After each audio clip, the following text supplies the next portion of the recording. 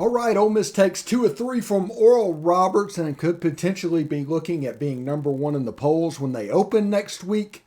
We'll see how that goes, but they dropped game 3, but this is the post-game pod on the Locked On Ole Miss podcast.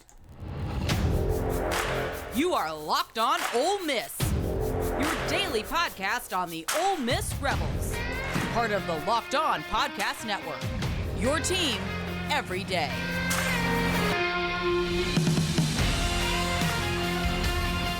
All right, this is going to be a pretty quick review of the Ole Miss Oral Roberts series. It's one that Game 3 kind of got out of Ole Miss's control as it went on. The bats didn't necessarily work, but that follows a Game 1 16-2 and a Game 2 6-2 where starting pitching was very effective.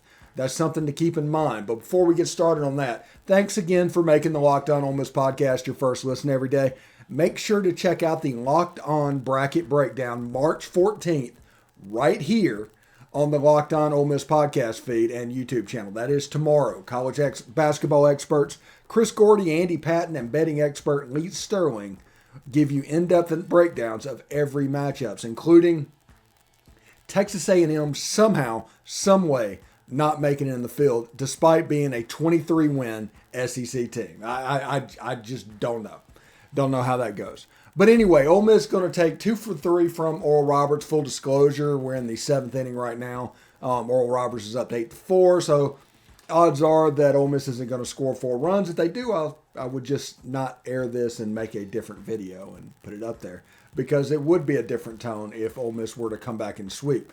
But 2-3 is acceptable. You're looking at an Ole Miss team that is 13-2.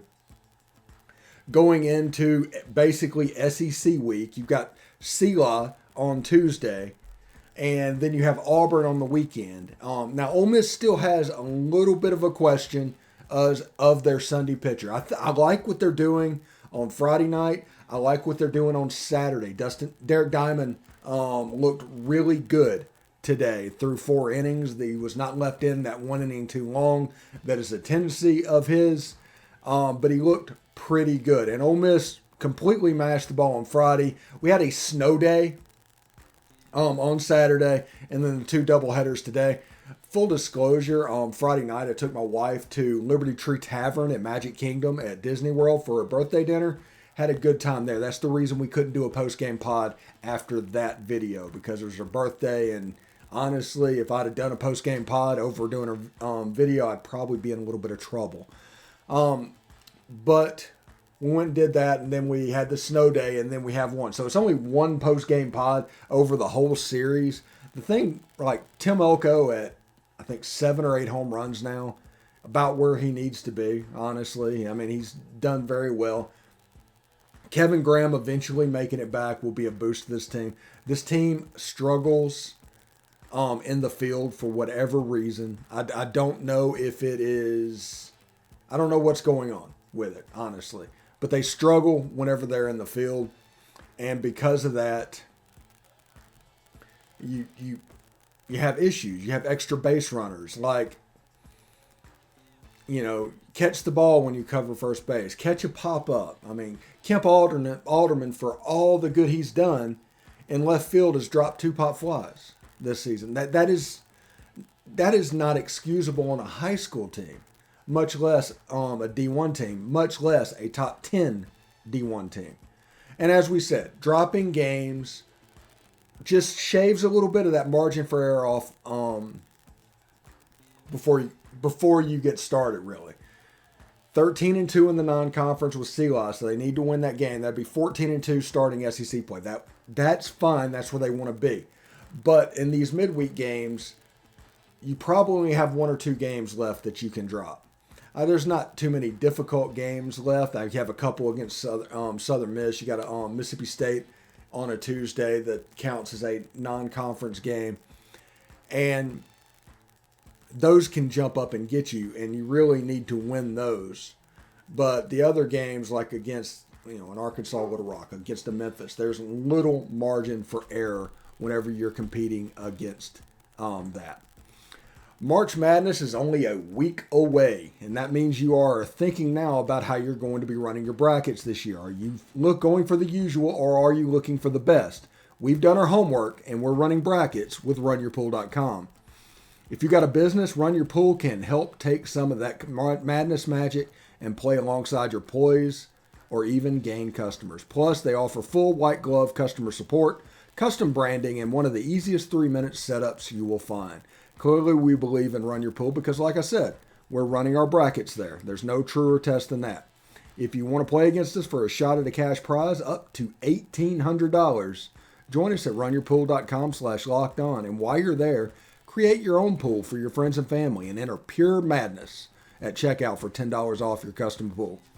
All rules and details will be available there. That's runyourpool.com/lockedon for your chance to win a cash prize up to $1,800. We look forward to seeing and beating you there. Also, anybody take Maryland, Baltimore County, and now your brackets are busted. Yeah, mine's not looking so good, but I still got some cash from my Stat Hero Pick'em. If you haven't checked out this new platform, you're really missing out. Take control back from those handicappers that always seem to have the advantage. Start focusing on the players you know best with the game plan that doesn't rely on big spreads, long odds, or funky props. In addition to their pick'em games, they also have dozens of lineups you can comb through to take on head-to-head. They simply post sets of players for you to take on with the set of players you choose. Stat Hero is the easiest and fastest way to get your sports action fix. So sign up for free right now at stathero.com/lockedon and use promo code LOCKEDON for 100% deposit match. That's stathero.com/lockedon. Use promo code LOCKEDON for a 100% match. stathero.com/lockedon. Promo code LOCKEDON. Terms and conditions apply. Yeah, now, when looking at this game, everybody is going to talk about, the first two games, and we're kind of starting to see this team come together. Now, it's a good thing in the SEC we have Auburn week 1, and that's the first weekend series. So we still have a little bit of time to get right because, honestly, you have three or four SEC series, and then it gets really difficult. So it continues to ramp as it goes. And Ole Miss can normally bash their way to a victory on Sunday. Sunday pitching doesn't necessarily matter, but it did today. The bats didn't show up quite so well. There was a couple of calls. I'm not a big umpire guy, but there was a tiny strike zone except when it wasn't. And it was very inconsistent. There was a couple of reviews that went against Ole Miss that allowed Oral Roberts to have another at-bat. And if anybody has seen what can happen, another at-bat like that, it can be devastating. A 3-run homer happens after a double play that they got right. I'm not saying they got it wrong. They got that right. But that extra bat popping into the lineup, extended what's going on and gave additional hope. And all of a sudden the confidence of Oral Roberts grew. And they turned out to have a interesting little run with 2 homers when they don't usually hit a lot of home runs. Now, this is a pretty good team. I was very impressed by their pitching staff, surprisingly. I thought they were going to be a team that was just like Tennessee Tech bashers. But no, they had a pretty interesting pitching staff. And the ace really got tattooed early on Friday. And then legend somebody, the second pitcher, was really good too. And then they closed out with this guy tonight that was just interesting, throwing sinker balls and just getting out of jams. That's all he did. Now, in the bottom of the 7th right now, Ole Miss still down 8-4. There's a runner on first.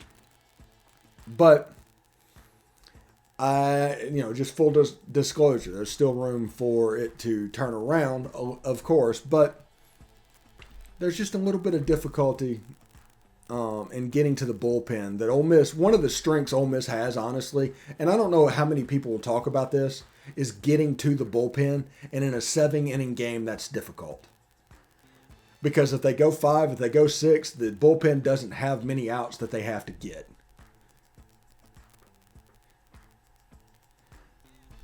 So I hope everybody enjoyed it. Ole Miss still took the series from it, and no matter how today's second game went, they still took the series. Oral Roberts is a good team. There's nothing to be ashamed of dropping a game to these guys. They're pretty good. But as I tell you all year, and I will say this over and over again, every non-conference loss shaves away your margin for error as it goes later in the season. It's like people want it both ways. They complain about the number of run rules and the lack of work that pitchers have done, but later in the season, if that didn't happen, they would complain about those guys being overworked. It just is what it is. But I want to thank everybody for watching this. Remember, tomorrow's podcast, we are going to look at the Ole Miss Lady Rebs seeding, if that comes out tonight. We're going to talk a little bit about the storylines going into spring, and we'll probably talk a little bit about this baseball series if we are perfectly honest. But anyway, thanks everybody for tuning in. We'll catch you tomorrow. Hotty toddy.